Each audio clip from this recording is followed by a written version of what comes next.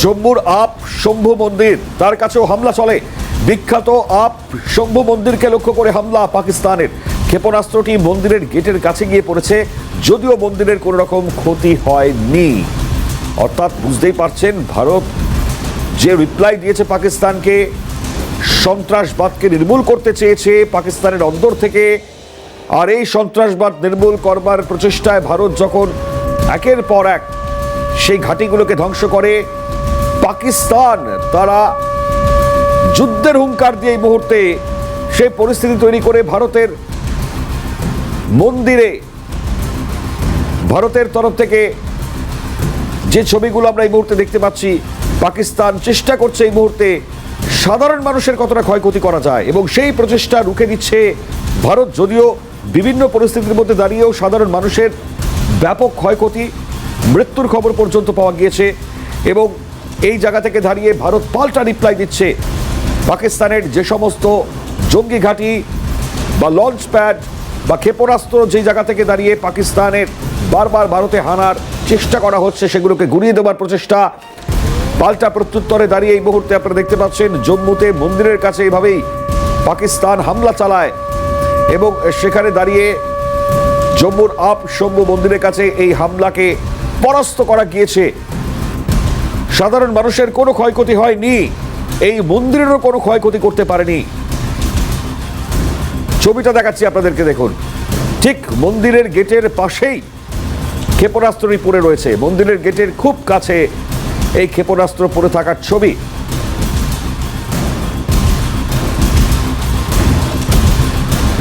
এই মুহূর্তে ছবিটা দেখাচ্ছি, আরো বিস্তারিত আমরা ইন্দ্রাণী থেকে আপডেট নেব। ইন্দ্রাণী, তুমি একেবারে গ্রাউন্ড জিরোতে রয়েছো, ঘটনাস্থলে রয়েছো, যে ক্ষেপণাস্ত্রটি পাওয়া গিয়েছে আপ শম্ভু মন্দিরের সামনে, কি জানাচ্ছেন স্থানীয়রা, প্রশাসনই বা কি বলছে?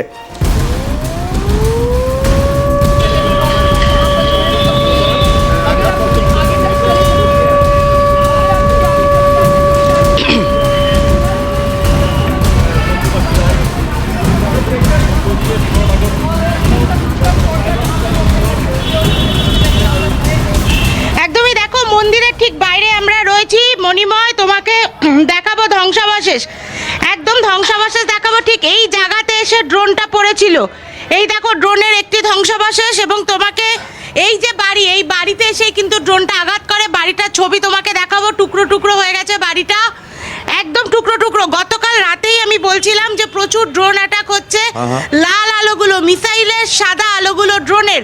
এবং দেখো আজকে সকালে আপ জম্মু মন্দিরে, শম্ভু মন্দিরে এখানে কিন্তু ড্রোনের অ্যাটাক হয়েছে।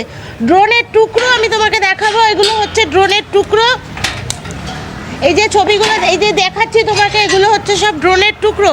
যে ছবি তোমাকে দেখাচ্ছি এগুলো কিন্তু সব ড্রোনের টুকরো। এবং এইভাবে এই যে কত ভারী, প্রচণ্ড ভারী, হাতে ধরে রাখতে অসুবিধা হচ্ছে। ড্রোনটাকে গুলি করে নামিয়েছে ভারতীয় সেনাবাহিনী। একদম দুমড়ে মুচড়ে ভেঙে চুরে গিয়েছে ড্রোনটি, দুমড়ে মুচড়ে ভেঙে চুরে গিয়েছে ড্রোনটি। তার ছবি আমি তোমাদেরকে দেখাচ্ছি। এবং ঠিক এই জায়গাতে ড্রোনটিকে গুলি করে নামানো হয়েছিল। এই যে গাছটা দেখাচ্ছি মণিময়, ঠিক এই গাছের উপরে প্রথম ড্রোনটা পড়ে এবং তারপর এখান থেকে এটা বিস্ফোরিত হয়। এবং এই যে বাড়িটা, আমার ডান দিকে যে বাড়ি, শুভময়কে বলবো, শুভময়, ক্যামেরা পার্সন শুভময়, এই বাড়িটা দেখাও। এই বাড়িটা কিন্তু ভয়ঙ্করভাবে ক্ষতিগ্রস্ত হয়েছে এবং বাড়ির চেহারা, সমস্ত জানলা দরজা ভেঙে গেছে, টুকরো টুকরো হয়ে গেছে। ছাদের যে রেলিং, সেই রেলিং কিন্তু একদম ভেঙে টুকরো টুকরো হয়ে গেছে। ড্রোনটি এখানে ভেঙে পড়েছে এবং এই যে টুকরো টুকরোগুলো জিনিসগুলো তোমাকে দেখাচ্ছি, এগুলো কিন্তু ড্রোনের ধ্বংসাবশেষ।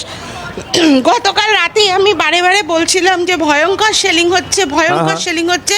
সেই ছবি আমি তোমাদেরকে দেখিয়েছি এবং কিভাবে মিসাইল অ্যাটাক হয়েছে জম্মুর উপরে, সেই ছবিটা একদম হাতে কলমে তোমাদের দেখাচ্ছি। যে লাল আলোগুলো ছিল সেগুলো মিসাইলের আলো, এবং যে সাদা আলোগুলো ছিল, মানে পাকিস্তানের তরফ থেকে এই মুহূর্তে মন্দির বলো, স্কুল বলো, সাধারণ মানুষকে ব্যাপকভাবে ক্ষতিগ্রস্ত করবার জন্য এই ড্রোনের হামলা, তাই তো? এবং যেমনটা বলছিলে তুমি, একটি বাড়ি এবং একই সঙ্গে দাঁড়িয়ে এই জায়গায় মন্দিরও রয়েছে বলে আমরা জানতে পারছিলাম, ইন্দ্রাণী।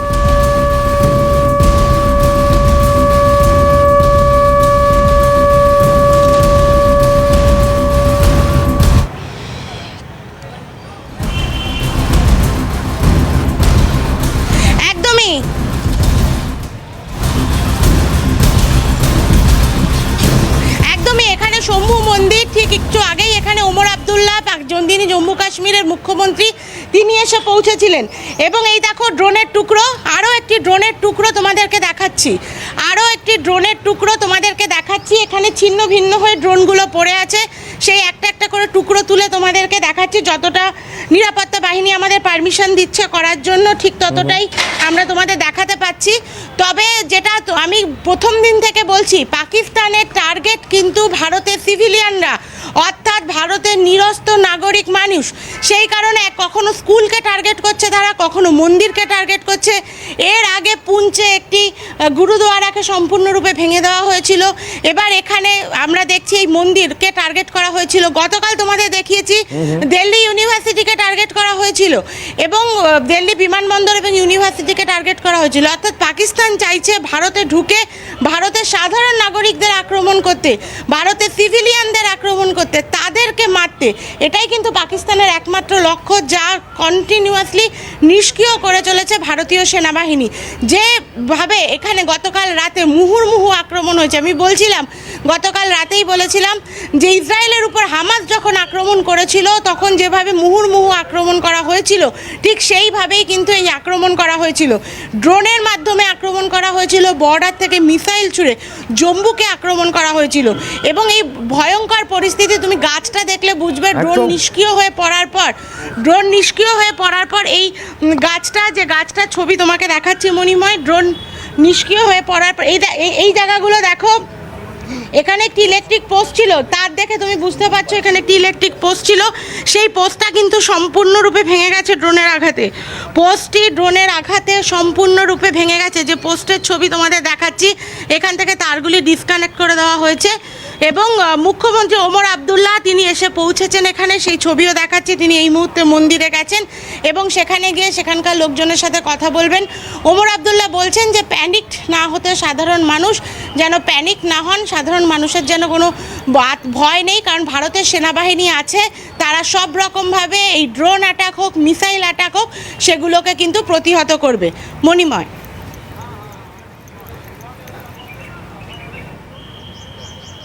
একেবারে আমরা সেই ছবি দেখতে পাচ্ছি। ইন্দ্রাণী আমাদেরকে দেখাচ্ছেন না, দেখুন কি অবস্থা এই মুহূর্তে। ইন্দ্রাণী, খুব স্বাভাবিকভাবেই যে ছবি আমরা দেখতে পাচ্ছি, অত্যন্ত চাঞ্চল্যকর ভয়াবহ ছবি।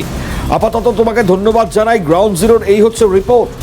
দেখতেই পাচ্ছেন আপনারা জম্মুর মন্দিরের সামনে এবং একটি বাড়ি, যার মাঝেই এই ছবিটা আমরা দেখতে পাচ্ছি, যেখানে বাড়িটি একেবারে ক্ষতিগ্রস্ত হয়েছে। কিভাবে আপনারা দেখতে পাচ্ছেন, তার ওপর থেকে কিছুটা অংশ আমরা নিচ অব্দি যতদূর দেখতে পেয়েছি ততদূর কিন্তু ভয়ঙ্কর অবস্থা, একেবারে দুমড়ে মুচড়ে গিয়েছে। দেখুন কিভাবে ভাঙা অবস্থায় এই বাড়িটির একেবারে ছাদের অংশ।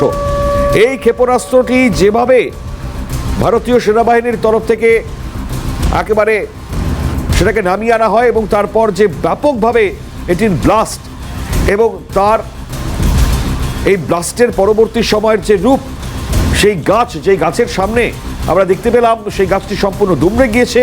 একটি পোস্ট, সেটি একেবারে ধ্বংস হয়ে গিয়েছে, তার মাঝখান থেকে ফেটে বেরিয়ে চলে গিয়েছে। এবং এই বাড়িটির হচ্ছে এই অবস্থা।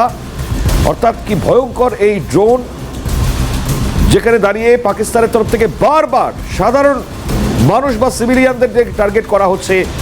কখনো গুরুদ্বারা, কখনো মন্দির, কখনো সাধারণ মানুষের বাড়ি, এইভাবেই টার্গেট চলছে। যদিও ভারত প্রতিহত করছে, পাল্টা রিপ্লাই দিচ্ছে, তার আরও একটা নিদর্শন, এই ড্রোন আঘাত হানতে পারেনি কোনো সাধারণ মানুষকে।